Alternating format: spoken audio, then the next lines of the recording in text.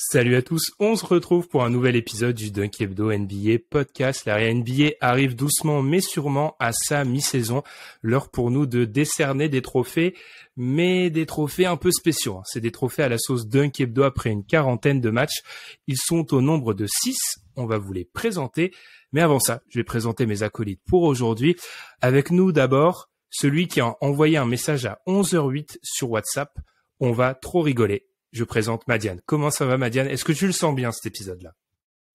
Eh ben oui, je le sens très bien. Je pense qu'en fait, il est presque trop simple pour envoyer des tacles gratuits, donc je vais tâcher d'être modéré et d'argumenter en faveur de mes cas. Oui, parce qu'on va être sur des trophées full toxicité. Clairement, on est vraiment sur de la négativité. Oh non, il y en a des sympas. Il y en a des sympas après. Et puis, après une critique un peu féroce des jeunes joueurs la semaine dernière, il est là pour équilibrer la force. C'est Alan. Comment ça va, Alan? Salut Ben, salut tout le monde. Oui, d'ailleurs, Cam Reddish s'est fait trader cette semaine. C'était quand même très très drôle. contre deux Marseillais. Ouais. Kevin Knox, c'est vraiment un Mars. Ouais, contre on ne veut plus dans les équipes. Ouais, donc... Et ils sont allés le voir après avoir battu Atlanta. C'est une belle solidarité après le trade. Hein. Pour un joueur qui avait, là, ça va être ma petite pique, mais pour un joueur, souvenez-vous de notre présentation, il a réclamé son trade d'après le GM Travis Schlenk avant le début de la saison. À croire que le mec avait assez fait pour exiger un transfert. Ça, c'est quand même absolument incroyable. Bref, on est parti sur des grosses bases, là. Donc, ensemble, on va vous présenter 6 trophées qu'on va décerner pour cette première partie de saison. Comme d'habitude, on vous invite à nous suivre sur Twitter. On a un concours en ce moment sur Twitter jusqu'au 25 janvier pour vous faire gagner un League Pass jusqu'à la fin de la saison. Donc, n'hésitez pas à nous suivre et à retweeter le tweet. Je préfère toujours personnellement, et même toute l'équipe, que ça soit un fidèle du podcast qui le gagne, que ces comptes absolument affreux qui ne font que retweeter les concours. Et puis, on vous invite aussi à nous suivre sur Apple Podcast pour écouter l'émission 5 étoiles comme sur Spotify. Et puis, il va falloir qu'on crée aussi un mouvement, les gars. On s'approche petit à petit des 1000 abonnés sur YouTube. Mais ça prend du temps. Donc, il faut vraiment inciter les gens à ce qu'ils s'abonnent sur YouTube pour qu'on arrive à cette barre des 1000 abonnés. Nous, on marque une petite pause et puis on se retrouve pour parler d'un trophée inspiré d'un ancien lutin des Celtics. Le trophée Isaiah Thomas pour les habitués du podcast, c'est un trophée déjà bien connu. Pour ceux qui sont un petit peu plus nouveaux, petite explication. Le trophée Isaiah Thomas, c'est donc fait référence à la période pendant laquelle l'ancien meneur des Celtics est passé de 5e au classement du MVP en 2017 à une signature d'un contrat de un an plus tard, en 2018, avec une équipe des Nuggets pour laquelle il a joué que 12 matchs et dans laquelle son rôle était vraiment secondaire. Tout ça après une saison 2017-2018 extrêmement difficile, ballottée entre les Cavs et les Lakers. Donc le trophée Isaiah Thomas, c'est celui de la descente aux enfers. Et je précise quelque chose avant, les gars, peut-être qu'on donne pour voir si on est sur la même longueur d'onde, avant qu'on donne nos candidats. Moi, je trouve ça plus marquant, un joueur qui passe de option 1 ou 2 ou joueur majeur d'une équipe solide à remplaçant, comme c'est le cas d'Isaiah Thomas, qu'un joueur qui passe de titulaire, disons 6e homme à hors de la ligue. Quel est votre avis là-dessus? Comment vous jugez la descente aux enfers? Je vais commencer avec toi, Madiane. En fait, je pense qu'il va être très difficile de battre Isaiah Thomas sur ce trophée parce que, non mais honnêtement, j'ai pas trouvé de descente aux enfers aussi forte, même des trucs qui ressembleraient un peu à ça. On en a, il y a des joueurs, etc. Mais en fait, on n'y est pas encore dans ce stade-là, donc c'est difficile de directement décerner le trophée. Et effectivement, un truc spectaculaire comme très fort ou même un All-NBA Third Team qui derrière passe remplaçant, bah ça marque mine de rien et c'est, je trouve, un coup d'arrêt beaucoup plus fort qu'effectivement un joueur qui était titulaire vraiment mais bout de titulaire et qui finit hors de la ligue. Est-ce que tu es d'accord là-dessus, Alan? Donc la chute est d'autant plus forte que l'on passe d'un statut de star à celui d'un joueur secondaire plutôt que joueur secondaire à hors de la ligue. Ouais, complètement. Ça va être super dur de battre Isaiah Thomas. Bon, il y a que Boogie Cousins qui est dans les 5 dernières années le challenge. L'année dernière, on avait dit des Paul Millsap, des trucs comme ça. C'est des joueurs qui étaient titulaires solides et qui se retrouvent à limite jouer 15 minutes en playoff, et quand ils se voient le terrain trop en playoff, tu grinces des dents, donc c'est un peu compliqué.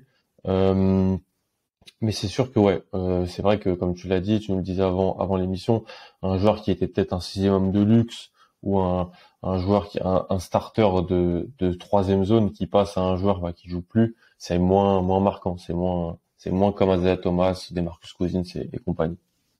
Eh bien messieurs, on a un peu classé, on a un peu expliqué en quoi qu'est-ce qu'était ce fameux trophée Isaiah Thomas. Donc, on va commencer avec les prétendants.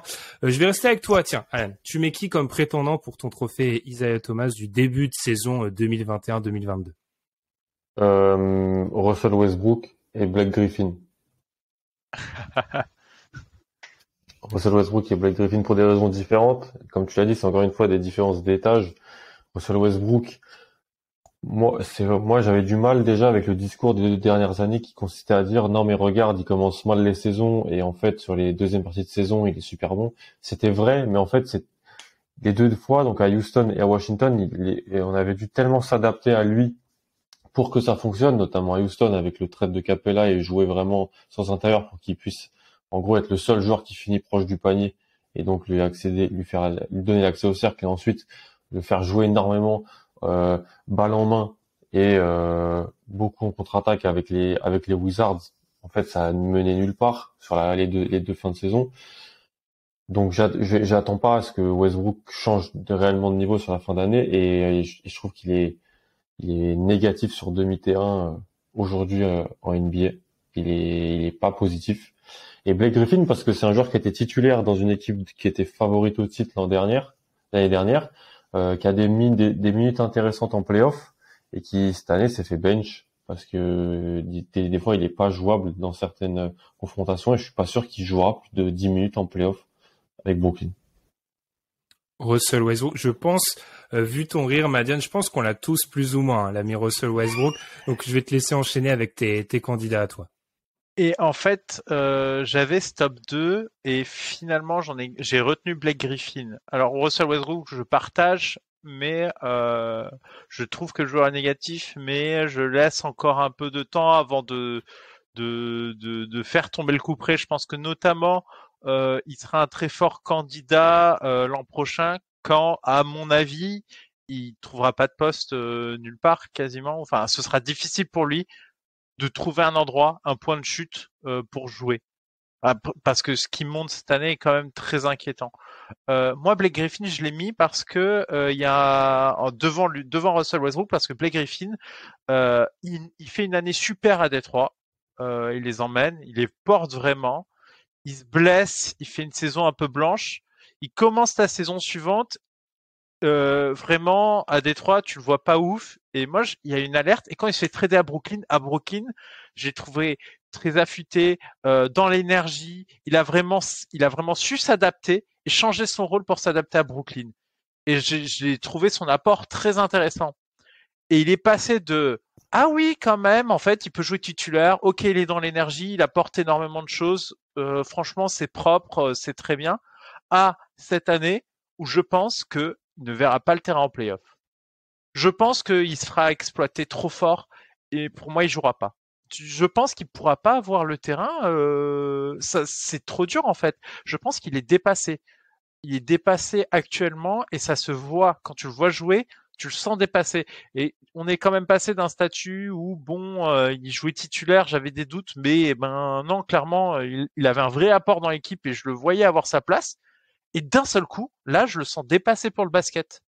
Et j'ai pas compris. Je pensais pas qu'il pourrait autant dégrader en un an. Je suis d'accord avec vous pour Russell Westbrook. Qu'est-ce que je peux rajouter ? Je suis vraiment d'accord avec le point que tu as avancé, Madiane. À la fin de son contrat l'année prochaine, je pense que là, ça pourrait être vraiment difficile. Parce qu'en soi, le trophée Isaiah Thomas, on essaie de le décerner de manière annuelle, mais en réalité, c'est plutôt un processus de 2 ans. Quand on regarde l'exemple ultime, donc Isaiah Thomas, c'est un processus sur 1 an et demi en fait, où il passe d'un mec qui se mêle à la course au MVP à une free agency où c'est vraiment un joueur qui galère à avoir un contrat. J'avais mis Westbrook aussi parce que c'est un joueur qui, pas dans les nôtres, mais dans le DH20 global, était cité plus d'une fois. Quand même, c'est un joueur qui, pour, je pense, beaucoup de gens, peut-être pas pour nous, mais pour beaucoup de gens, il avait de l'importance. C'est un joueur qui finit 11e. Alors, vous allez me dire 11e, oui, mais il a des votes au MVP la saison dernière. Et on en a parlé entre nous. On est au point où on commence à avoir de l'empathie. Je sais que c'est Elias qui l'avait mis en avant, et quand tu commences à avoir de l'empathie pour un joueur qui, moi j'ai toujours considéré que je me situe dans le centre de l'espèce de folie qui règne autour de Russell Westbrook, ni trop à fond, ni trop dans la détestation, ça fait très mal. Par contre, moi, dans mes 3 candidats, enfin dans mes 2 ennemis, j'ai pas Blake Griffin, j'ai John Wall. Mon seul problème avec John Wall, c'est je date ça quand. C'est-à-dire que John Wall, il a joué 40 matchs depuis le 26 décembre 2018. On est en 2022. Mais je pense pas que la descente aux enfers, elle soit maintenant. Elle est à quel moment, quand il se blesse, quand il revient à Houston, quand il est transféré en échange de Russell Westbrook. J'ai un peu du mal à la dater. Et puis, on salue Antoine, notre CM, qui parlait de Ben Simmons. Alors, pour moi, je vais pas inclure Ben Simmons parce que je pense que c'est un contentieux et que niveau basket, il sera toujours respecté. Là où les autres, niveau basket, le sont moins. Du coup, messieurs, ce qu'on va essayer de faire à chaque fois, ça serait bien, je vous avais pas prévenu, c'est peut-être se mettre d'accord sur un gagnant. Donc, vous partiriez sur quoi? Westbrook, ça semble se décider entre Westbrook et Griffin. Moi, Griffin, j'ai l'impression qu'il va peut-être pas. Enfin, moi, je trouve que c'est fort le fait qu'il ne jouera peut-être pas passer un certain moment. En tout cas, moi, le post-saison, je le vois pas sur le terrain. J'ai vraiment du mal à l'imaginer. C'est plus fort, alors que Westbrook, je le vois bien juste plomber son équipe, mais jouer. Donc, du coup, j'ai plutôt tendance à dire Griffin. Un vote pour Griffin. Alan?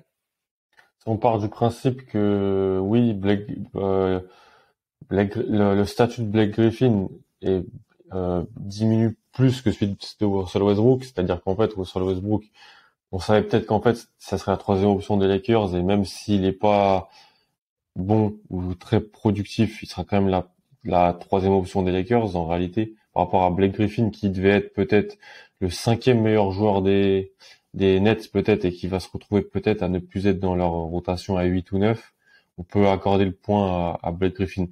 Mais en même temps, peut-être que Nash le repose, parce qu'on sait que c'est peut-être délicat en termes de problèmes de santé, de pépins physiques pour lui, et que ça serait peut-être un joueur qui, sur une campagne de 16 matchs de play-off, pourrait peut-être se montrer un petit peu plus à son avantage, je sais pas. Mais ouais, on peut donner le point à Griffin. Je peux accepter de donner le point à Griffin. Bon, bah, c'est l'avantage d'être un nombre impair. Quel que soit mon vote, ça sera Blake Griffin. Je vais le donner peut-être je partage le point entre Westbrook et John Wall, parce que je trouve que quand même John Wall, j'ai l'impression qu'il a disparu de la carte, en fait. C'est-à-dire que dans les débats, le nom de John Wall est plus du tout cité, et Westbrook devrait s'en approcher. Le trophée, donc, Isaiah Thomas revient donc pour ce début de saison. Ça pourrait changer à Blake Griffin. On continue parce que là, ça va être l'avalanche des trophées aux noms bizarres et pour des joueurs sombres. Madiane, je te laisse expliquer le prochain, c'est le trophée Anthony Morrow. Explique-nous pourquoi. Alors, c'était une époque où j'étais auditeur du podcast et il y avait un grand débat pour OKC de Anthony Morrow, il doit jouer.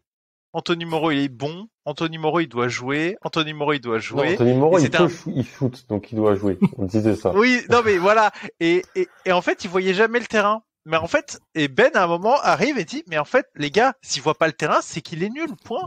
Il n'y a pas de débat à avoir. Ça me ressemble beaucoup, ça. Et du coup, pour moi, c'est le joueur qui est poussé par la fanbase pour jouer plus, changer de poste, avoir plus de responsabilités. Mais en fait, c'est du théorique et si aucun coach ne le fait, c'est que c'est pas ce qu'on s'imagine, que ce joueur n'est pas du tout ce qu'on s'imagine. Et donc c'est pour ça que ce trophée existe. Ce trophée a été promis à Cam Reddish il y a une semaine. Ça me tue. Ah non, Kevin Knox aussi. En fait, ce trade nous a plombé. Ouais, ce trade, moi, m'a tué parce que c'est de tous les trophées. Non, il y en a un autre après. C'est un de ceux avec lesquels j'ai le plus galéré. Alan, t'as choisi qui pour ce trophée Anthony Morrow? J'ai choisi Nickel Alexander Walker. Ah, t'es allé du côté des Pélicans. C'est fort, ça. C'est bien joué, bien joué. Je l'avais pas vu. Et j'ai hésité avec Thomas Toranski et Garrett Temple. 3 joueurs des Pélicans. Ils jouent moins de 26 minutes, je crois, les 3. Et j'ai toujours eu l'impression que Satoransky, on le présentait comme c'est un super meneur backup, il sait un peu tout faire. Cette année, j'ai regardé cette année, il shoot à 31% au tir pendant 31 matchs. Garrett Temple, il est à moins de 40% au tir Pour un CUND, c'est assez compliqué. Ça veut dire qu'en plus, il prend pas beaucoup de tirs. Mais mon choix, c'est Nickel Alexander-Walker, qui est dans sa 3e année, qui joue quasiment 27 minutes.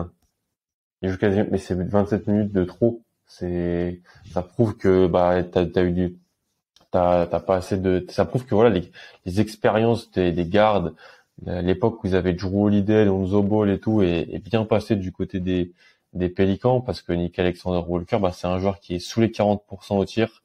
C'est un joueur qui est quasi à peine à 30% à 3 points, qui perd beaucoup de ballons, qui n'est pas un solide joueur de rotation NBA. J'ai l'impression que, alors, il y a eu ces step back à la Summer League il y a 1 ou 2 ans, il y a eu la Summer League NAW, je sais qu'on s'en rappelle tous.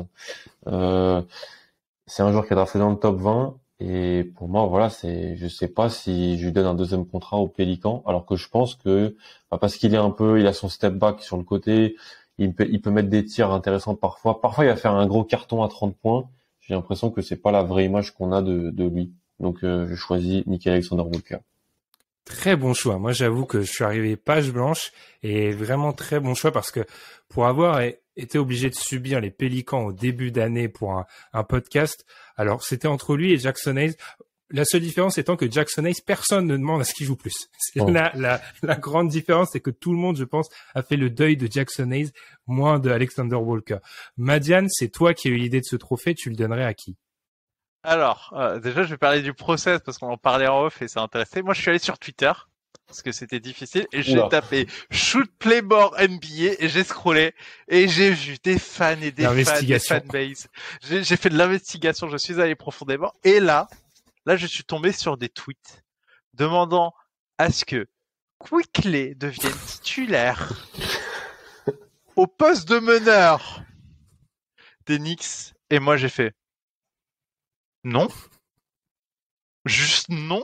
Enfin, pourquoi pas dans le futur, hein, si ça se trouve, il va se développer. Mais là, non.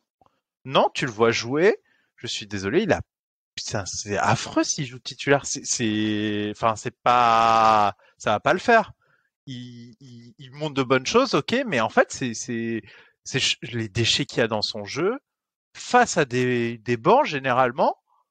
Il n'y a pas non plus des foudres de guerre en face. Je trouve que c'est pas possible, en fait. Et surtout, lui confier la balle et l'organisation du jeu, enfin, on se rend pas compte.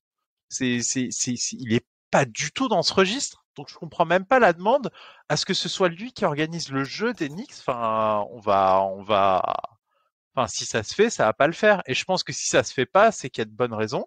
Je pense qu'il a de l'apport, il a un côté énergie, etc. C'est très intéressant, mais les déchets qu'il y a dans son jeu, enfin, ils sont énormes. Et c'est pas un playmaker. Il va pas rendre les autres meilleurs, et c'est plutôt de ça dont tu aurais besoin. Et c'est pas ce qu'il apporte. Donc moi, c'est un grand non quand j'ai vu cette idée. Et du coup, non, cher fan d'Enix, c'est pas une bonne idée, ça. Ah, vous m'embêtez, parce que là, j'étais vraiment. Quand j'ai réfléchi toute l'après-midi, la veille, j'ai pas trouvé de nom, et là, vous avez trouvé 2 bonnes solutions. Mais je suis vraiment embêté. Je suis vraiment embêté parce que c'est presque pas la même idée. D'un côté, on a le mec qui a déjà les responsabilités, on voudrait lui en donner encore plus, et déjà le niveau de responsabilité actuel est trop. Et on a le mec à qui on veut pas vraiment responsabiliser, à qui on veut en donner plus. Personnellement, vas-y, Madiane. Je tiens à citer une stat qui a été donnée en argument sur Reddit. C'est le leader de la NBA en pourcentage au lancer franc. Il en tente 1,8 par match, mais c'est le leader. En plus, c'est les mêmes types de joueurs. C'est ce genre d'extérieur très porté sur le tir extérieur qui arrive pas à mettre un 2 points. Donc, qui a un pourcentage à 3 points. Pas Nickel Alexander-Walker, mais tu sais, les Kobe White, les joueurs comme ça, qui sont à 39% au tir et 38% à 3 points. Donc, en fait, les gens disent, c'est trop bien, il a 38% à 3 points. Ouais, mais il a 38% à 2 points aussi. Donc, oui, ils peuvent pas finir. Ouais, ça d'ailleurs, théorie stupide, parenthèse, je trouve que les mecs finissent de moins en moins bien au panier. Alors, à se demander si c'est un truc, enfin, c'est peut-être une impression, ça demande plus de réflexion, mais je trouve qu'il y a beaucoup de joueurs qui ont du mal à finir au panier et qui, à l'inverse, sont très adroits à longue distance.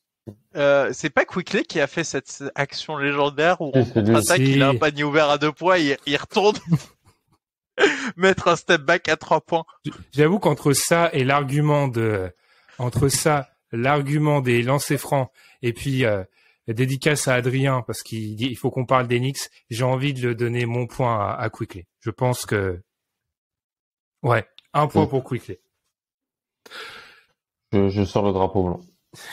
mais c'était très bien. Mais franchement, Alexander Walker, c'était extrêmement bien. Ouais, fait. Alexander Walker, j'y avais pas pensé, c'est très bien vu. Mais c'est vrai que par exemple, Kobe White, il y a eu un moment où la fanbase des Bulls, quand il commençait à se frustrer, il réclamait du temps de jeu sur Kobe White. Et... Parce que dès que Hampton aussi, qui est dans ce délire-là. Dès que t'as un arrière qui sait faire Ouais. du step back un peu et qui met des tirs à 3 Ouais. points, je pense que on dit waouh, là c'est l'ouverture de la boîte de Pandore, mais il faut Complètement. se méfier. Très, Moi, très il y a un moment, je regardais Cole Anthony pareil parce que c'est ce genre de joueur très très spectaculaire quand il prend des tirs, mais année, c'est devenu une un autre situation joueur. où il est pas réclamé quoi. C'est devenu un autre joueur cette année quand même que les gars qu'on a cités. Du coup, on parle d'Orlando, léger marasme. On va rester dans le même type de sphère, j'ai envie de dire, avec le trophée Carter Williams ou Jennings. On a le choix. Brandon Jennings, Carter Williams. Incroyable. Je cite, parce qu'en fait, on a fait une petite erreur, c'est que je ne sais pas qui a créé chaque... Celui-là, c'est le mien. Ah, eh ben, Madiane, on croit qu'il y a du potentiel, mais faut pas s'y fier. Rookies only, c'est écrit. Alors Madiane, comment t'as pensé à ce trophée-là? J'y ai pensé parce qu'en fait, j'ai créé le trophée Jalil Okafor. Et Jalil Okafor a fait le même genre de saison rookie où il met plein de points dans une équipe pas ouf. Et tu t'es dis, gentil, hey, c'était vraiment pas ouf, son équipe. C'était ouais, le oui, je suis gentil. Mais du coup, en fait, t'as les fans qui pensent qu'il y a du potentiel. Et je me souviens qu'il y a eu des trades sur Jalil Okafor qui avaient été refusés et c'était un peu bizarre. Mais en fait, non. Enfin, c'est juste que il y a une situation qui fait que, mais faut pas se fier à cette saison rookie. Il est au milieu du champ de ruines. Et du coup, il peut scorer, il peut faire des trucs. On parle rookie, c'est un peu le terrain cœur d'Alan. de métier d'Alan Guillou. Alors, il faut se méfier de qui? Rappelons, tu l'as très bien fait, Madiane. Carter Williams, le premier match, etc., les triples-doubles, beaucoup de choses ont été dites et on s'est rendu compte qu'on avait peut-être, si j'élargis, j'espère que je vais pas dénaturer le trophée, Madiane, mais ça sous-entend aussi qu'on est devant un joueur qui peut-être a déjà, c'est difficile à dire, mais les compétences sont déjà peut-être complétées et qu'il a déjà pu vraiment, cette fameuse marge de progression qui est parfois artificielle, elle est limitée. Alors, tu choisirais qui, toi, Alan? Je suis entre Davion Mitchell et Chris Duarte. Ah. Parce que Davion Mitchell, parce que déjà les deux sont vieux. Les deux ont 23 et 24 ans. Les deux sont plus âgés que des mecs comme Tatum, que Ja Morant et tout. Ils arrivent dans la ligue les deux sont draftés loterie. Donc il y a quand même une certaine forme d'attente sur ces deux joueurs-là. Et en fait, je pense que bon pour Duarte, je pense que ça sera un vrai solide joueur un joueur de rotation, peut-être un troisième garde d'une rotation NBA, mais pas plus. Je ne vais pas être titulaire en NBA. Et Davion Mitchell, en fait, j'étais pas très fan du profil parce que quand on me parle que de la défense homme à homme d'un extérieur pour me vendre un profil, moi je suis un peu, surtout en loterie, je suis un petit peu sceptique. Le tir à 3 points, il a jamais vraiment bien tiré, sauf une année, l'année de sa draft. Donc l'échantillon il a tout fait au bon moment et c'était pas vraiment non plus un super playmaker. Donc il est petit, il est vieux. Donc ces deux joueurs, voilà, je pense que la marge de progression n'est pas celle qu'on pense et je pense que ça sera jamais des titulaires NBA positifs. Voilà. Prends des risques, hein, mais il faut. Ok, c'est ton cœur de métier, donc tu peux prendre ce genre de risque.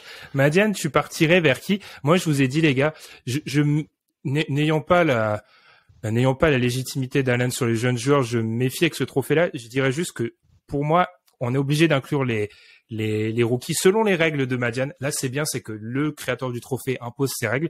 Moi, je vous ai dit que, pour moi, c'est un trophée où Tyrese Haliburton sous nitroglycérine peut rentrer. C'est-à-dire que je pense que Tyrese Haliburton, on a déjà 95% du joueur qui sera, c'est-à-dire un excellent titulaire, excellent meneur de ballon qui a une propreté incroyable, qui ajoute quelques éléments, mais je pense pas qu'il ait une progression folle qui l'attend. Mais c'est déjà un excellent joueur. Mais je pense qu'il aurait pu se mêler un peu à la discussion.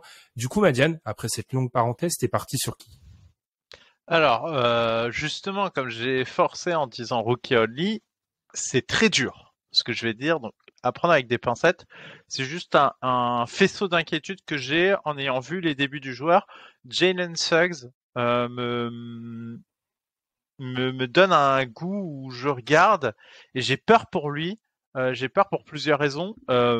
C'est que déjà, on avait des petites inquiétudes sur son tir en disant voilà, il faut que ça travaille et il est vraiment pas dedans. Mais vraiment, enfin les pourcentages sont. C'est un échantillon. Hein, il a pas joué beaucoup de matchs. Il en a joué une vingtaine. Mais sur l'échantillon qu'on a, ça s'est amélioré récemment. C'est vraiment pas ouf. C'est vraiment très inquiétant. C'était un point sur lequel, Alan, tu me confirmeras, il me semble qu'il y avait des inquiétudes fortes. Et l'inquiétude, quand même, a l'air d'être peut-être pire que ce qu'on pensait. Alors, j'espère qu'il va redresser la barre. Mais voilà, ça, c'est une première source d'inquiétude. Et l'autre source d'inquiétude, c'est il est dans une équipe où il y a un autre rookie qui performe plutôt bien. Et il y a peut-être des choix qui vont être menés sur à qui on donne la priorité. Moi, à la base, je le voyais plutôt avec la balle. J'ai vu que il y a eu des séquences où il avait pu jouer off-ball en FIBA et ça s'était plutôt bien passé. Et du coup, il pourrait trouver sa place, mais du coup, la condition viendrait du tir, ce qu'il n'a pas actuellement. Et du coup, voilà, il y a un petit faisceau, le Orlando qui est en reconstruction. Est-ce qu'ils vont être patients? Est-ce que s'ils tombent haut à la draft et qu'ils tombent sur un joueur à qui confier la balle, est-ce qu'ils vont s'en débarrasser? Il y a tout ça qui me fait penser que voilà, il n'a pas une situation idéale et ça me fait peur pour lui du coup à l'avenir. Moi, j'aurais pensé, Alan, que tu serais parti vers Sengun, le rookie des Rockets. Ouais, mais moi, il m'a rien montré. Donc... c'est vrai qu'il faut avoir montré un minimum pour entrer dans le trophée. Non, mais les fans des Rockets qui, limite, à une période de l'année, te disaient que leur meilleur rookie, c'était Sengun. Fallait arrêter, quoi. Enfin... Moi, quand on compare déjà, on compare un pivot à Jokic, moi j'arrête. Il y a quoi? Il y a 0,25% de chance que ça se passe comme ça, donc. Mais Sengun, en fait, non, parce que, en fait, mais Michael Carter-Williams, c'est quoi? C'est un mec qui était rookie de l'année, qui faisait des triples-doubles, qui était quoi, en 18, 6-6 ou un truc comme ça, qui s'est retrouvé à se faire trader à Milwaukee, de mémoire, se fait trader à Milwaukee, ça marche pas, et deux ans après, c'est un backup pivot négatif. Ouais. Sengun, je pense que ça sera, ils vont l'essayer en titulaire, je pense, mais si Houston veut drafter très haut, si Houston prend un intérieur, je pense que Sengun sera un backup. Suggs, en fait, je suis d'accord avec toi, mais c'est parce qu'en fait, je pense qu'on te l'a mal vendu. T'as écouté 75% du paysage français qui avait vu son tir du milieu du terrain avec Gonzaga. Et qui le comparait à ce qu'il est pas, et c'est pas bien pour lui, en fait. C'est pas bien pour lui. Moi, je pense à l'inverse qu'il aura toujours sa place en NBA parce qu'il défend et il est intelligent. Donc, alors que Carter Williams, il défendait pas, quoi. Il pouvait, le corps, on pensait qu'il pouvait. Mais sur le tir, t'as vraiment raison, il faut qu'il mette dedans. Là, il est revenu avant-hier. Et sur la situation d'Orlando, je suis assez d'accord. Franz Wagner est très bon. Vraiment très très bon. Cole Anthony en deuxième année s'améliore vraiment en playmaking, donc on lui donne la balle de facto. Mais c'est vrai que quelques fois je l'ai vu sans Cole Anthony. Il y avait une bonne relation avec Wendell Carter. Je suis pas super négatif sur ce. Je pense, je l'étais. Non, c'est encore tôt. Il vient d'arriver dans l'équipe. Il a 20 ans, donc voilà. En fait, c'est les rookies qui ont 23, 24 ans, moi, et qui sont pas déjà très, très, très, très bons. C'est là où il y a plus un red flag.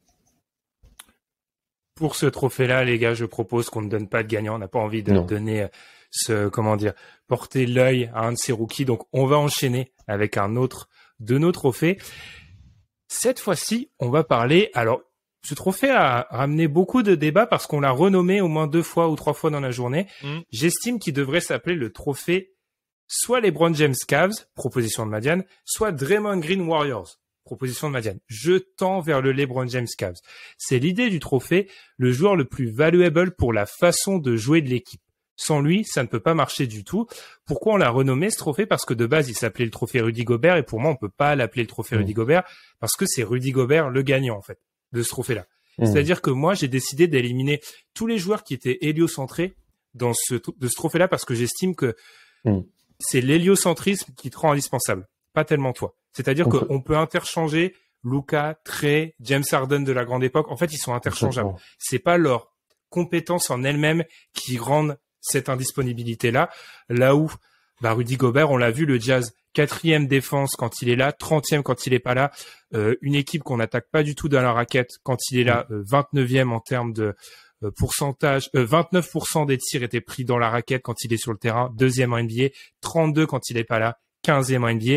Et puis là, je trouve que là, c'est la meilleure signification, la meilleure stat de toutes, 63% de réussite au panier quand Rudy Gobert est sur le terrain, 74 quand il est pas là. On passe de la 6 à la 29e place. On l'a bien vu, ce Jazz-là sans Rudy Gobert, ils ont complètement déjoué. Le retour de Rudy Gobert a été un peu fracassant quand même avec certaines déclarations, mais pour moi, défensivement, et le Jazz, même si c'est la meilleure attaque NBA d'après les statistiques, il y a quand même une ADN défensive. Et de cet ADN-là, Rudy Gobert, c'est 90% de cet ADN-là. Il arrive à créer un concert où des mauvais défenseurs ou des défenseurs moyens font partie d'une des meilleures défenses NBA. Donc pour moi, le joueur le plus indispensable pour son équipe, si j'omets les joueurs héliocentrés, c'est Rudy Gobert largement. Le match à Détroit, je suis fan de Cade Cunningham, mais ça se passe pas comme ça si Rudy il est sur le terrain. Ils les ont désossés dans le dernier quart-temps. Espèce de small ball. C'est Nicholas Duncan dans son podcast qui disait ça. Ils ont été limite obligés de dire non, faut qu'on remette Hassan Whiteside sur le terrain parce que avec Rudy. Voilà, parce que le line-up en petit c'est pas possible. Et c'est Détroit. Sans Jeremy Grant, sans Kelly Olynyk, donc sans spacing, avec Hamidou Diallo et Josh Jackson sur le terrain. Donc complètement. Non, et je trouve qu'en fait c'est justement la meilleure attaque parce que ils arrivent à aligner un 5 qui n'a pas de cohérence sans Rudy Gobert. Tu ne peux pas jouer avec ces joueurs-là si Rudy Gobert n'est pas là pour couvrir tout ce qui se passe. Ouais. Ça ne défend pas en fait. Et du coup, en fait, leur bonne attaque est une conséquence de Rudy Gobert. C'est ça qui est incroyable. C'est vraiment le joueur le plus influent et de loin dans l'effectif. Et finalement, je vais aller un peu plus loin. Les désillusions qu'il peut y avoir par moment en play-off, dédicace à Tom. Je fais partie de la team Ben sur cette affaire-là. En fait, vient aussi du fait que Rudy Gobert a plus de mal dans les setups play-off où là, on va plutôt chercher à déjouer ce système-là du Jazz directement. Et là, sans un Donovan Mitchell qui sort un lance-flamme à chaque campagne, je pense qu'ils sortent à chaque fois vite parce que on va plutôt cibler les faiblesses de ce système-là parce qu'il repose littéralement sur un mec, alors que finalement dans d'autres équipes ça se passe pas comme ça.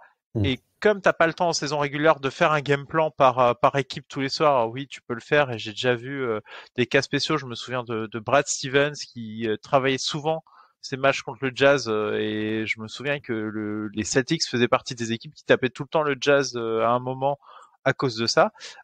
Hormis des cas très spécifiques, en saison régulière, t'as pas le temps et tu perds parce que voilà, c'est trop bien rodé. Et vraiment, c'est parce que tout repose sur lui. C'est incroyable à ce niveau. J'ai beaucoup vu, à cause de cette absence de Rudy Gobert, là on est tous d'accord, j'ai beaucoup vu revenir la réflexion selon laquelle, en ce moment, on est en train de voir que Rudy Gobert, et c'est un peu ce que tu disais, Madiane, c'est le joueur le plus important de cette équipe du Jazz. Et ça, j'ai l'impression que on est tous d'accord pour dire un truc, mais en fait, tout le monde le dit différemment, donc personne s'entend. Je pense qu'on est tous d'accord pour dire que comme tu l'as dit, saison régulière, Rudy Gobert, c'est le joueur le plus important du Jazz parce que leur assise défensive est importante et que offensivement, ça leur permet de mettre en avant de certains line-up. Par contre, moi, ma question est plutôt mon affirmation, ça a toujours été que en playoff, compte tenu du setting playoff et des compétences que te demandent les playoffs, il y a un moment où Rudy Gobert, tout joueur qu'il est, devient, je dirais pas moins important que Donovan Mitchell, mais je pense plutôt que c'est Donovan Mitchell qui fait la différence pour le Jazz. En fait, c'est pour moi là, parce que c'est un débat qui revient souvent, si on peut un petit peu... c'est pas manichéen, quoi. Ouais, c'est pas manichéen, c'est-à-dire que Rudy Gobert, c'est un joueur ultra important, et si on est tous unanimes pour lui donner ce trophée-là, c'est qu'il y a une raison. Mais par contre, j'estime que la différence sur un setting playoff est faite par Donovan Mitchell. Alors différence, je parle pas uniquement de prendre le dernier shoot, ça c'est limiter la réflexion. C'est plutôt être capable de possession après possession, quand les choses ne vont pas, offrir des possibilités sur du 1 contre 1 ou sur des simples pick and roll. C'est le seul joueur de l'effectif qui fait ça, et les limitations offensives de Rudy Gobert dans le scoring, je pense, en sont la conséquence. C'était très rapide. Quelque chose d'autre à dire sur ce trophée-là, parce que là, on a été ultra rapide. Moi, on peut détailler du coup les candidats qui perdent face à Rudy Gobert à mes yeux, mais qui méritent d'être cités. Moi, c'est de nouveau Stephen Curry, la gravité offensive, et surtout, je vois que ça rend en fait, c'est même une double gravité parce qu'en fait, on a failli l'appeler Draymond Green parce qu'en fait, il faut aussi avoir un Draymond Green pour que ça marche. Mais je trouve qu'en fait, le fait que ça parte de lui dans l'animation offensive avec un Curry qui se met d'un seul coup à être off-ball, qui attire par la gravité, ça permet aux autres d'être bien meilleurs. Vraiment, ça augmente le niveau de jeu collectif, enfin le niveau, enfin Andrew Wiggins est dans la discussion All-Star. Qui aurait imaginé ça? Non mais vraiment, hein, c'est quelque chose d'inimaginable. Mais parce qu'en fait, dans ce collectif-là, ça se passe très bien. Ça se passe très très bien pour lui. Et il est mis dans les bonnes conditions parce qu'il y a une espèce de double gravité entre les deux. Il y a la gravité du playmaking du coup sur le poste de Draymond Green, mais il y a aussi le fait qu'il faut un Stephen Curry et que ça c'est pas interchangeable. Avoir un mec aussi chiant off-ball, c'est vraiment chiant de jouer contre ce mec-là. C'est terrible pour les défenseurs. C'est une plaie. Ça donne quelque chose d'assez unique qui rend toute l'équipe meilleure. Et je trouve que Curry mérite sa mention à ce titre-là. Ok, mention Stephen Curry, ça s'explique assez bien. Alan, tes prétendants aussi qui ont du coup échoué face à Rudy Gobert. Est-ce qu'il y a un héliocentrisme Jokic? Alors, grosse question. J'allais le mettre aussi et je l'ai éliminé, mais j'avais la même réflexion. Je me suis vraiment posé la question. Parce que si oui, bah là, on élimine. Sinon, il est très très haut pour moi. Et sinon, Chris Paul. Oui. Ouais, Chris Paul. Chris Paul, parce que pour moi, c'est le meilleur joueur de Phoenix. C'est le plus influent. On a vu quand il était pas là par rapport à quand Booker a raté quelques matchs. Je sais pas. Je trouve qu'on voit la différence. Alors, c'est un peu comme Gobert. D'ailleurs, c'est un peu comme Gobert Mitchell sur un même bac court. Et on veut faire des trucs un petit peu antinomiques. Quel doit être le All-Star, quel doit être le All-NBA ou des choses comme ça. Pour moi, même si voilà la ligne de stats brute de Devin Booker est plus ronflante, Chris Paul influence, je trouve, plus le jeu de Phoenix. Moi, j'en parlais au moment des reviews des finales NBA game par game, et c'est ce que je disais à partir du game 3 ou 4, où Booker flambait et mais Phoenix perdait. Et je disais, la seule façon de Phoenix de gagner, c'est que si Chris Paul devienne le MVP des finales. Si c'est Chris Paul qui monte d'un niveau, là, t'as vraiment tout le monde qui pourra monter d'un niveau, alors que Booker peut mettre ses 40 points d'un côté et l'équipe peut perdre quand même. Alors que si Chris Paul fait un excellent match, t'as pas l'impression que l'équipe peut perdre. Et du coup, c'est pour ça et c'est comme ce qui s'est passé encore l'année d'avant, c'était LeBron James, Anthony Davis dans la bulle. Anthony Davis mettait des énormes cartons, mais Anthony Davis qui met des énormes cartons ne te fera pas forcément gagner, alors qu'un LeBron James qui maîtrise le jeu, ça te fait gagner beaucoup plus facilement. Mais je rebondis sur le Jokic, j'y ai beaucoup pensé. Je me suis dit, est-ce que je l'inclus ou pas? Et pour moi, il pourrait presque rentrer parce que j'ai dit, les joueurs sont interchangeables. il est pas interchangeable Jokic. C'est-à-dire qu'il y a pas de, tu peux mettre personne à sa place. Enfin, il y a pas d'équivalent qui pourrait presque rentrer. J'ai pensé après, il y a un problème avec ce trophée-là, tu peux vite tomber dans choisir juste un joueur trop fort parce qu'en fait, il est trop fort. J'ai un moment, j'ai pensé 2 secondes à Giannis, mais je me dis en fait, Giannis, c'est parce qu'il est juste trop fort. Et en soi, tu pouvais faire certaines choses, mais j'avoue que Jokic, j'aime plutôt assez. On va enchaîner et on va continuer sur le trophée Miles Turner.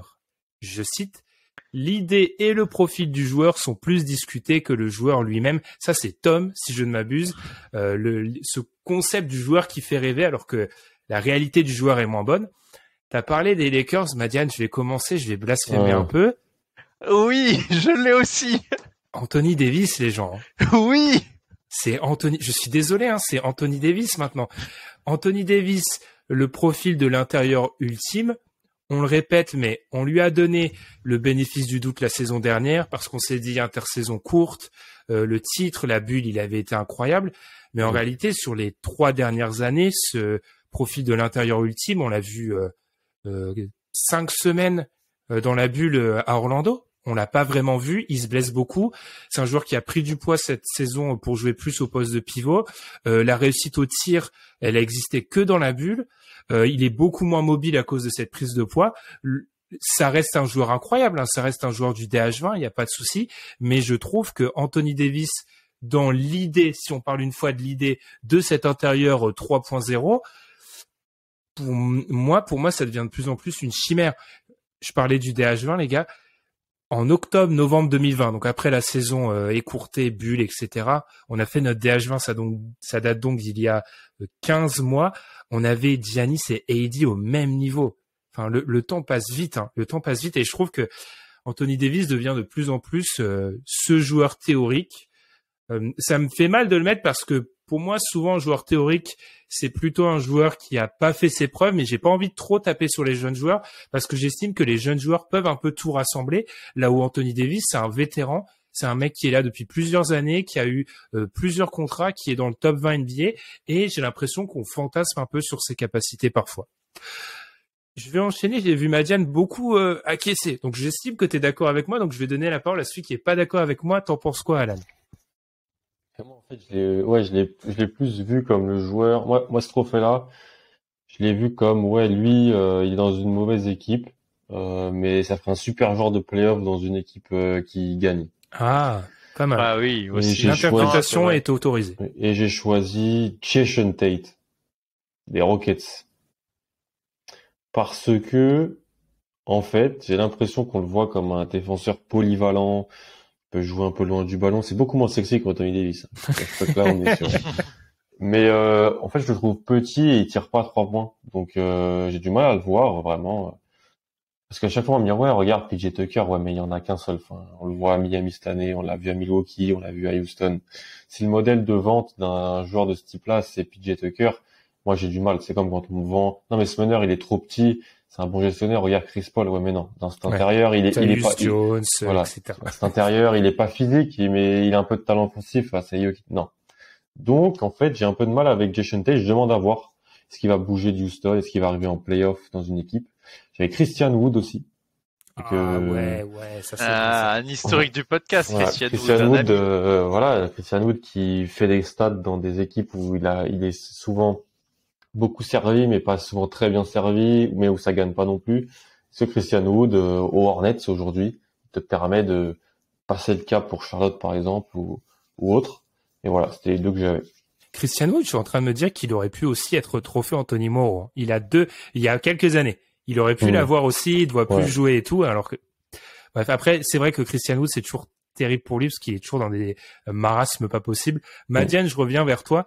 Alors du coup, est-ce que tu es d'accord pour ça fait mal. Moi, en fait, ça m'embête vraiment de mettre Anthony Davis, mais j'ai l'impression qu'on est arrivé à ce stade-là.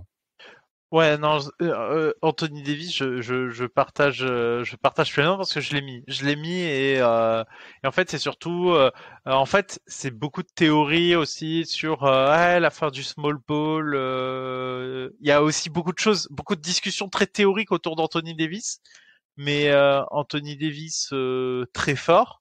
On l'a vu que sur des flashs, la bulle, des grands moments, il fait des grosses saisons, mais Est-ce qu'il peut vraiment porter une équipe? À un moment, on disait oui, LeBron James va lui passer les clés des Lakers. Moi, j'ai de plus en plus de doutes que Anthony Davis sera un jour une option 1 d'une équipe qui va loin. Je pense que ce sera toujours un joueur B ou prime, mais ça pourra pas être le mec qui te fait gagner fort, un peu à l'image de ce que je racontais autour de... Il y a des joueurs comme ça qui sont des options beaucoup plus naturelles que ce type de joueur.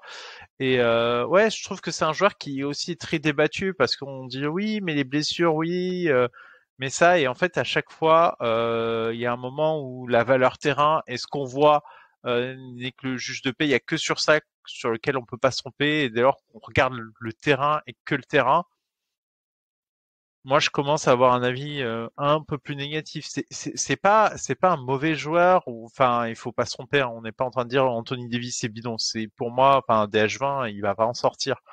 Mais là, on le mettait au même niveau qu'un Giannis. Là, j'en suis très revenu et ça me calme énormément parce que finalement, je me suis emballé sur encore une fois une théorie du joueur qui n'est pas ce qu'il nous offre sur le terrain, et même dans la bulle où il a été au sommet d'une domination à un moment, bah c'était quand même pas lui le plus valuable de l'effectif.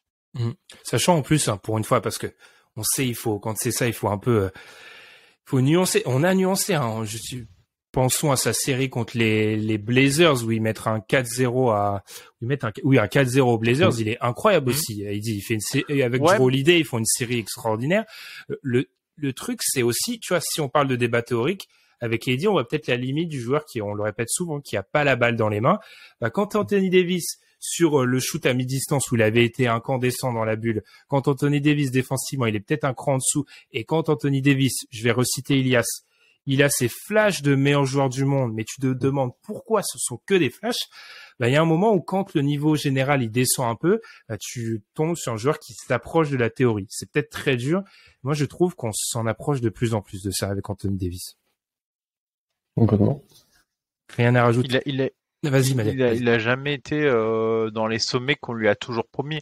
On a toujours promis. Moi, je me souviens de l'enflammade après une game de saison régulière face à Détroit où il avait été incandescent. Je sais plus combien il leur met. Il leur met 60-20. Une connerie du genre. Enfin, il leur met une domination. C'est rare. C'était pas en plus un mauvais Détroit à ce moment-là. Et je me souviens, il y avait des titres. C'était il nous montre les flashs de ce qui sera quand il sera à son sommet. Non, c'est un flash. C'est pas ce qui sera. Il y a aussi le fait que le joueur effectivement nous a montré des hauts très hauts et du coup donne envie de s'emballer, mais peut-être que faut se dire que ça n'arrivera jamais, mais que ce qu'on a est très très bon. Et c'est pas une critique, c'est très très bon hein, ce qu'il fait. Mais ça ne sera jamais le meilleur joueur du monde, je pense. Je retombais là-dessus, Madiane, 59-20 contre Détroit en février. 21 février. C'est ce qui a inspiré ma fameuse boutade dans le DH20 que je répète à chaque fois. Je m'en fiche de ce que tu fais contre Détroit au mois de février. Bah, ça, c'est ce qui a inspiré ça. Enfin, c'est ce match-là. Mais c'est vrai qu'en soi, on dit pas, c'est un joueur du top 20. Je vais renvoyer à ce que tu as dit, Madiane, cette idée de pivot intérieur ultime qui tue le small ball, mais qui peut à la fois prendre des pivots qui est une espèce de pont entre deux générations. Ça se matérialise, pas assez. Tout à fait. Est-ce qu'on est d'accord pour lui donner alors? Est-ce qu'on donne le trophée Miles Turner à Anthony Davis? Oui, j'avais peut-être juste une dernière mention, juste au global, la mention 3&D à l'aile, où soit il y a pas le 3 points, soit il y a pas la défense. Ça, il y a un nombre de joueurs théoriques. Donc tu sais, tu dis, ça peut être un 3&D. Ouais, mais il shoot à 23% à 3 points, c'est pas un 3&D du coup. Je fais un coucou à certains fans de certaines franchises. Et pareil de l'autre côté, un mec qui shoot bien à 3 points, ouais, ça peut être un 3&D. Mais il défend pas. C'est pas un 3&D du coup. Qu'est-ce que vous me racontez? Et il y en a un paquet. Non mais vraiment parce que le 3&D est peut-être une des valeurs les plus rares et les plus recherchées. Un mec sans la balle qui te met des shoots et qui défend, c'est super rare.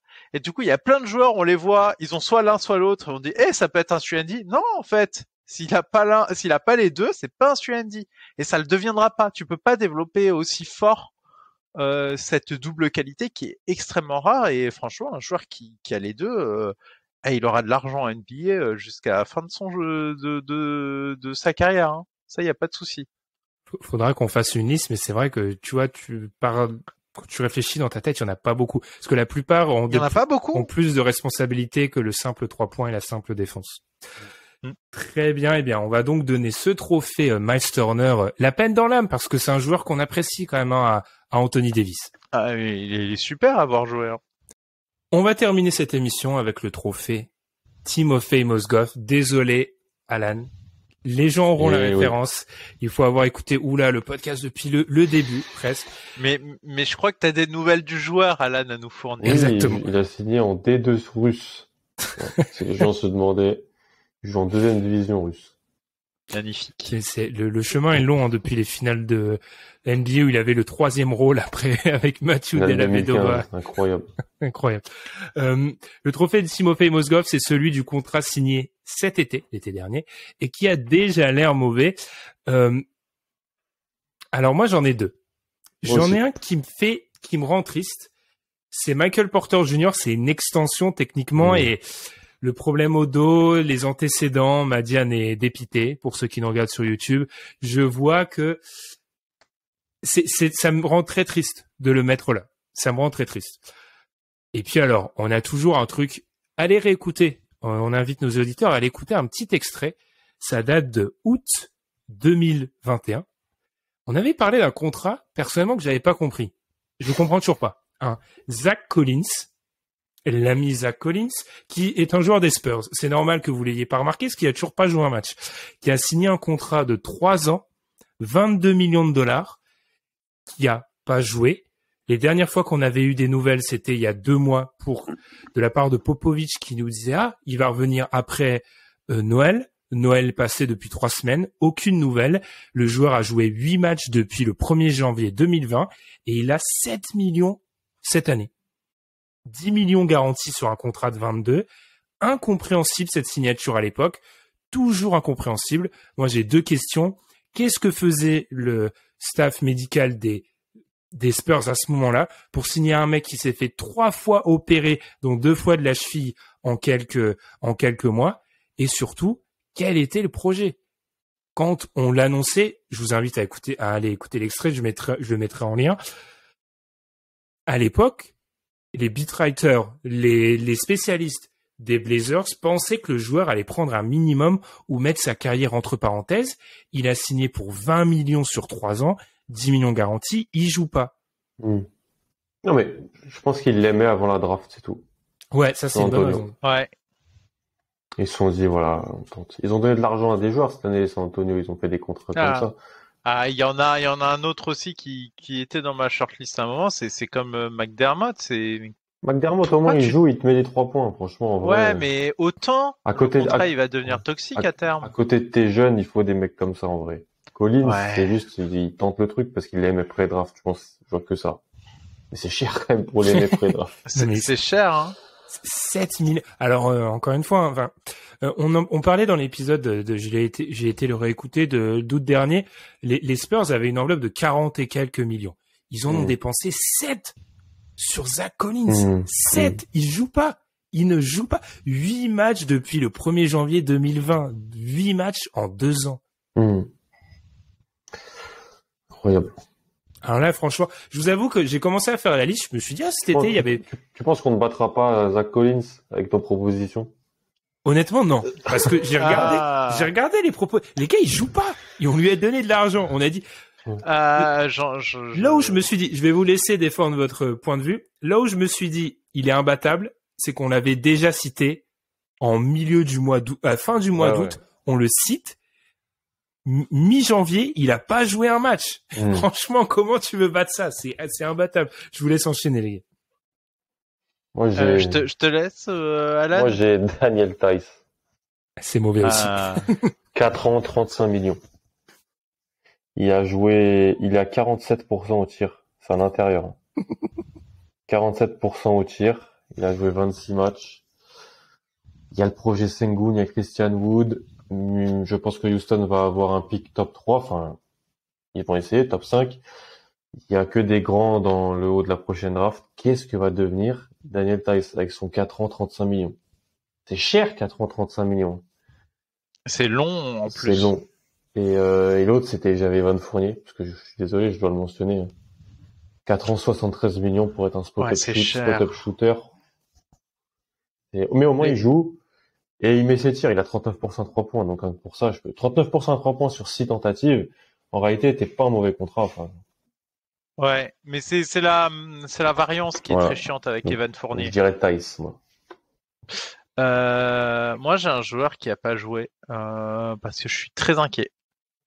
C'est Markelle Fultz, qui a son nouveau contrat. Et il a pas joué. T'aimes bien les joueurs du backcourt d'Orlando, toi. Non, mais au-delà de ça, Fultz, au même titre que Porter Jr., c'est mes chouchous, donc je souffre beaucoup là sur ce sujet. J'aime bien les chouchous clivants, hein, parce que de base. Mais Fultz, j'ai presque la larme à l'œil en parlant parce que ça me fait vraiment mal de se dire que ce mec-là, il aurait dû tout déchirer. Mais en fait, le truc, c'est que il a des soucis de mécanique de tir. C'est très compliqué pour lui. C'était là où il brille pas. Et le truc, c'est que ce qu'il sauvait parce que je le regardais attentivement, c'était mon chouchou. Ce qu'il sauvait, c'était son explosivité. C'est que mine de rien, il avait des changements de rythme qui vraiment le rendaient utile dans le jeu d'Orlando et il avait vraiment un apport. Il réussissait à avoir un apport terrain parce que ces changements de rythme étaient quand même dingues. Parce que même s'il avait pas de tir, il avait au moins ça et il pouvait dribbler. Et là, retour de blessure, s'il perd ça, ce contrat, il peut vite puer. J'espère pas, mais j'observerai parce que j'adore ce joueur, donc vraiment fanboy, mais aïe aïe aïe, ça sent pas bon parce que mine de rien, c'est toujours le problème de ce type de blessure au genou. C'est pas qu'il va pas revenir, c'est surtout que je pose des questions sur l'explosivité et est-ce que s'il perd ça en plus du fait qu'il a perdu son tir, là ça fera beaucoup, ça fera vraiment beaucoup. Et là, je suis pas sûr qu'ils réussissent à trouver une place. Surtout, typiquement, Orlando, il y a mine de rien du monde maintenant à développer. Est-ce que tu vas lui donner des minutes alors que c'est finalement un espoir déchu parce que qu'est-ce qu'il va devenir en fait dans la NBA? Je le vois pas rester longtemps dans la ligue malheureusement à ce stade-là et le contrat me paraît pas bon. J'ai une seule réponse pour toi, Madiane. 6. Il a joué 6 fois plus de matchs que John Collins depuis 2020, depuis le 1er janvier 2020. C'est pas possible. Non, mais sérieusement. Non, mais les gars, arrêtez, franchement. Il veut rien entendre. Non, mais en vrai, alors, Markelle Fultz, je comprends parce que j'ai eu tu vois, quand on te parle d'un joueur et tu te dis, mince, il existe encore. Et j'ai eu ce léger problème avec Markelle Fultz au moment où Madiane m'a dit, je me suis dit, mince, Markelle Fultz, il existe encore. J'y avais pas pensé. Tu vois, quand tu penses pas au mec, c'est pas un bon signe. Et le contrat, vous êtes au courant de combien c'est? Ça, j'ai oublié. C'est à 2 chiffres par an, je pense. 16 millions 5. Ah. Par an, pendant 3 ans. En vrai, on parle, là. On parle, franchement. C'est 50 millions sur 3 ans d'un mec qui a pas de tir, qui revient d'une blessure, et tu sais pas où en est son état de santé, du coup, pour savoir s'il pourra ne serait-ce que mener un peu de jeu. Ouais, mais au minimum, il prendra 20 minutes par match en tant que backup au Magic. Si le projet, c'est Cole Anthony et Jalen Suggs auront la rotation à 3. Zach Collins, on sait même pas comment va son pied, en réalité. On sait même pas si c'est un joueur NBA, franchement. Ouais, c'est vrai. C'est vrai. Honnêtement, Madiane, je dois applaudir parce que très bonne, tu t'es bien battu, mais pour moi, Zach Collins, c'est imbattable. Oui, non, mais je le donne, Zach Collins. Parce que, mine de rien, on peut se dire que, il y a moyen qu'il revienne, alors que Zach Collins, si ça se trouve, on le reverra jamais sur le terrain. Enfin, pour moi, c'est quasiment sûr que Fultz va revoir le terrain et même cette saison. Alors que Zach Collins, on sait pas. Ouais, genre Zach Collins, c'est Bill Walton sans les bons passages, quoi. Genre, à l'intérieur de Portland, qui peut pas jouer parce qu'il a des problèmes aux pieds. C'est horrible. Mais j'aimerais bien. Parfois, il y a des bonnes décisions qui amènent un mauvais résultat. Et c'est des éléments extérieurs qui amènent le mauvais résultat. Ouais. De base, ça puait. Et ça a t'as été... pas compris le process dès le début. Tu comprends pas le process. Là où, tu vois, on peut faire un mea culpa pour terminer cette émission. Quand j'ai réécouté cet épisode-là, on a beaucoup critiqué un autre contrat. C'est celui de Gordon Hayward, qui avait été payé 4 ans, 128 millions. Eh bien, alors, on l'a beaucoup critiqué. Est-ce qu'il joue au niveau de son contrat? Peut-être pas, mais en fait, on comprend la cohérence du truc. Et oui, c'est peut-être un peu trop payé, mais au vu de ce que proposent les Hornets, ça a plus de cohérence et totalement. Là, on comprend mieux que Zach Collins, tout simplement. Ouais, je suis d'accord.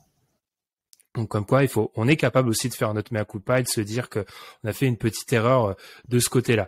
Là, je propose même pas de vote, les gars. J'impose Zach Collins parce que c'est vraiment un scandale. Donc, on va terminer là-dessus. Petit rappel, du coup, de nos trophées parce que bon, allez, on sait ça en rigolant, mais on va essayer de les rappeler. Timofey Mozgov, le contrat signé cet été, il a déjà l'air mauvais. Zach Collins, le trophée Miles Turner. L'idée et le profil du joueur sont plus discutés que le joueur lui-même, Anthony Davis. Le trophée, alors, LeBron James Cavs / Draymond Green Warriors, le joueur le plus valuable pour la façon de jouer de l'équipe. Sans lui, ça ne pourrait pas marcher du tout. Rudy Gobert. Pas de vainqueur pour le trophée Carter Williams ou Brandon Jennings. On a décidé d'être gentil. Le trophée Anthony Morrow. Celui-là, il est difficile. Celui-là, je vous avoue que j'ai vraiment du mal, mais j'ai envie de le donner c'est mon vote qui fait la décision à Quickley quand même, parce que Quickley, c'est quand même incroyable. Et le Isaiah Thomas stand-by, mais on partirait plus sur un Blake Griffin face à un Russell Westbrook. Très bien. Bien, du coup, n'hésitez pas, on va faire comme on l'a fait durant la dernière semaine, on va partager des petits extraits de ce podcast-là sur les réseaux, sur Twitter, bien évidemment. Donc, n'hésitez pas à interagir avec nous si vous aviez d'autres idées. On essaiera peut-être de faire dans les prochaines semaines ou dans les prochains mois un pendant positif à celui-ci, parce qu'on était beaucoup dans la négativité aujourd'hui. On vous invite d'ailleurs, du coup, à nous suivre sur Twitter pour participer au concours. On vous fait gagner un leak pass. Suivez-nous sur Apple Podcast 5 étoiles comme sur Spotify. Vous êtes nombreux à le faire, donc merci beaucoup. Et puis l'abonnement sur YouTube. Il faut qu'on obtienne il faut se mettre un objectif. Les 1K d'ici au final NBA. C'est possible. D'ici au final NBA, on peut le faire. Et ben du coup, ça allait. C'est le nouvel objectif. 1000 abonnés sur YouTube d'ici au final NBA. On vous remercie pour votre fidélité. Et puis on se retrouve la semaine prochaine. Salut. Tchuss. Salut.